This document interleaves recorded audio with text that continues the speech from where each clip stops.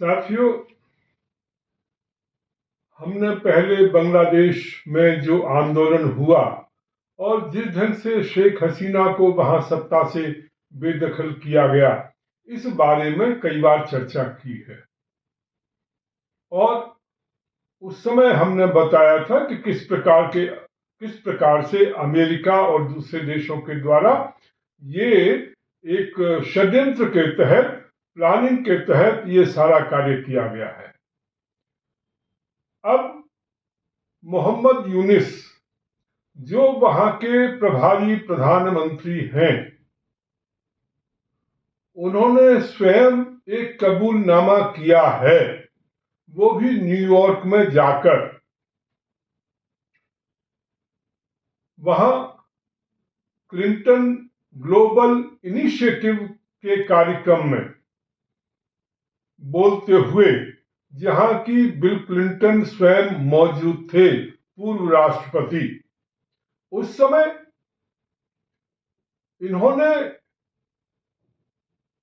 ये डिस्क्लोज किया कि ये जितना आंदोलन चला था शेख हसीना को हटाने के लिए, वो कोई अपने आप चालू हुआ आंदोलन नहीं था।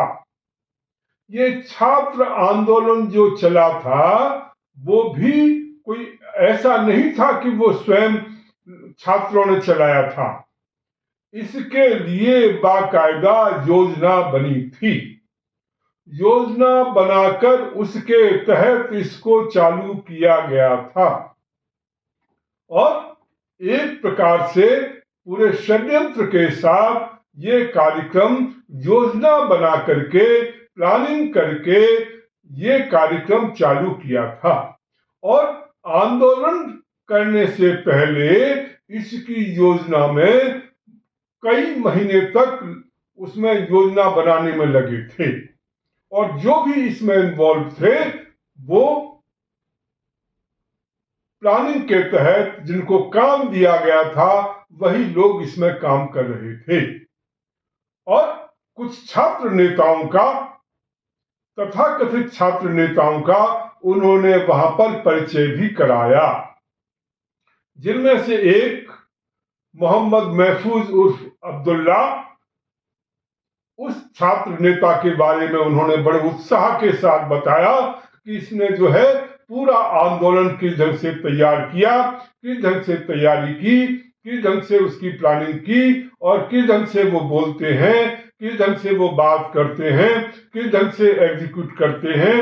ये सारा बड़े उत्साह में मोहम्मद यूनुस बता रहे थे। इससे क्या निकलता है? इससे जो कुछ हम लोग पहले कह रहे थे और शेख हसीना जो कुछ कह रही थी कि अमेरिका के द्वारा षड्यंत्र के अंतर्गत इस ढंग से ये आंदोलन चलाया गया था, ये वहां की जनता की मांग नहीं थी, और इस ढंग से पैसा देकर, प्लानिंग करके, लोगों को बेवकूफ बना करके ये आंदोलन चलाया गया और ये सत्ता परिवर्तन करने के लिए शेख हसीना को मजबूर किया गया।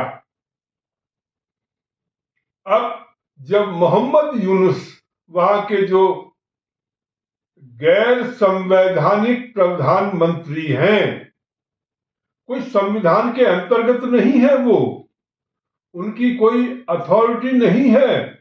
शेख हसीना तो भी चुनाव लड़ करके आई थी और शेख हसीना संविधान के अंतर्गत चुनी हुई सरकार की प्रधानमंत्री थी, परंतु ये तो बिना चुने, और अमेरिका ने वहां से उनको भेज दिया। ये बांग्लादेश में थे भी नहीं, आकर के ये प्रधानमंत्री बन गए। अब ये जिनको कोई मान्यता नहीं है, जिनको कोई अथॉरिटी नहीं है, किस आधार पर ये प्रधानमंत्री बन गए? केवल ये कि अमेरिका ने कह दिया और अमेरिका ने स्वीकार कर लिया।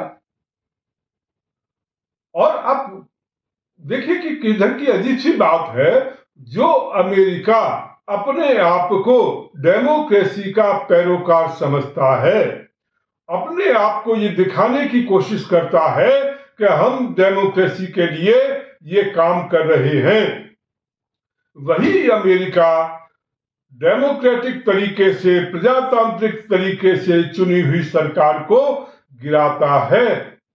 और जिसका कोई आधार नहीं था, जिनका कोई मतलब नहीं था, जिनको कोई अधिकार नहीं था, जिन्होंने कोई चुनाव नहीं लड़ा, वो आकर के प्रधानमंत्री बन जाते हैं और उसको अमेरिका जो है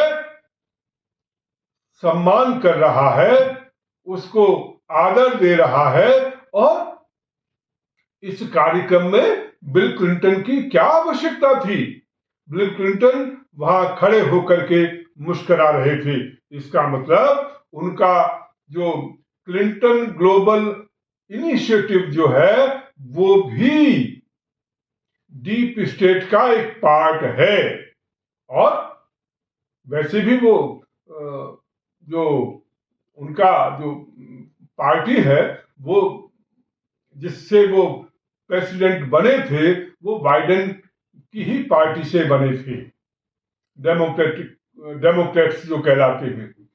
तो उस पार्टी से ये राष्ट्रपति थे। तो इस रूप में ये सारे के सारे मिल करके एक लोकतांत्रिक तरीके से चुनी हुई सरकार को इन्होंने खत्म किया और एक अवैध व्यक्ति को, जिसका कोई लेना देना नहीं, जिसको कोई मान्यता नहीं, पूरी तरह से गैर संवैधानिक व्यक्ति को वहां पर बैठाया गया और उसको सम्मानित वहां पर किया जा रहा है। ये अमेरिका के दोगलेपन को दिखाता है। उनकी डेमोक्रेसी के प्रति जनतांत्रिक जो मूल्य हैं, डेमोक्रेटिक जो मूल्य हैं, उनके प्रति उनकी कितनी आस्था है, इसको दिखाता है। तो ये दिखाने के हाथी के दिखाने के दांत दूसरे और खाने के दूसरे, वही स्थिति अमेरिका की है। परंतु इसमें एक प्रश्न जरूर खड़ा होता है। ठीक है, हमने माना कि अमेरिका ऐसा कर रहा था, अमेरिका प्लानिंग कर रहा था, परंतु हमारी अपनी सरकार क्या कर रही थी, हमारी अपनी एजेंसीज क्या कर रही थी? वो क्यों सोते रह गई? वो क्यों पता नहीं लगा पाई? वो क्यों पहले से अलर्ट नहीं कर पाई कि ऐसा कुछ होने जा रहा है और ये कर रहे हैं और इधर की प्लानिंग चल रही है? और केवल बताना ही नहीं, उसको रोकने की व्यवस्था जो है वो हमारी सरकार के द्वारा की जानी चाहिए। और इस रूप में हमारी सरकार, हमारी एजेंसीज, जो आपके फ्रेंडली सरकार थी, जो आपके फ्रेंडली प्राइम मिनिस्टर थे, उसको बचा पाने में आप असमर्थ रहे। ठीक है, आपने भेज करके बहुत अच्छा किया कि आपने उनको यहां बुला लिया, परंतु केवल यही तो काम नहीं है सरकारों का।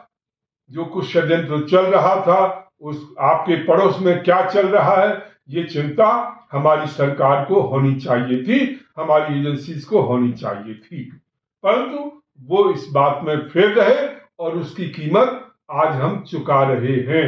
बांग्लादेश कट्टर इस्लामिक जो ग्रुप्स हैं, जो इस्लामिक जो जमातें हैं, इस्लामिक जो जिहादी ग्रुप्स हैं, उसके चंगुल में फंसता जा रहा है। और जिसका इन्होंने मोहम्मद यूनुस ने जिस छात्र नेता का परिचय कराया था, वो एक आतंकवादी गुट से जुड़ा हुआ है, हिजबुल उत तहरीर, जिसकी शाखाएं विभिन्न देशों में हैं और वो काम कर रही हैं। इस रूप में भी ये दुर्भाग्य की बात है कि हम आतंकवादी गतिविधियों को, आतंकवादी संगठनों को, उग्रवादी संगठनों, जिहादी गुटों की गतिविधियों पर नजर नहीं रख पाए। खैर, पर इससे सबको पता लग गया है। शेख हसीना ने जो आरोप लगाया था कि अमेरिकी सरकार उनसे क्यों नाराज है, क्यों हटाना चाहती थी, किधर का दबाव उनके ऊपर आ रहा था, वो सारा का सारा अब स्पष्ट हो गया है। और उस पर एक मोहर स्वयं मोहम्मद यूनुस, जो कि स्वयं एक षड्यंत्रकारी थे, स्वयं वो उसमें इन्वॉल्व थे, स्वयं उस आंदोलन को चलाने में, वो सारा का सारा अब वो खेल सामने आ चुका है। साथियों, इस वीडियो को शेयर करें, लाइक करें, कमेंट्स करें और अधिक से अधिक साथियों तक भेजें, जिससे हमारी आवाज लोगों तक पहुंच सके। परंतु इस पार्टी को आप मजबूत करें। QR कोड साथ में है। जो भी सहायता पार्टी को आप दे सकते हैं जरूर दें, क्योंकि ये पार्टी राष्ट्र हित में काम कर रही है। इधर के जो लोग हैं, इधर की जो शक्तियां हैं जो कि देश को तोड़ना चाहती हैं, कमजोर करना चाहती हैं, उनके खिलाफ हमारी आवाज बुलंद हो सके, हम मजबूती के साथ खड़े हो सकें, मजबूती से लड़ सकें। इसलिए राष्ट्रवादी पार्टी को आपको सहयोग करना है। आपका बहुत बहुत धन्यवाद।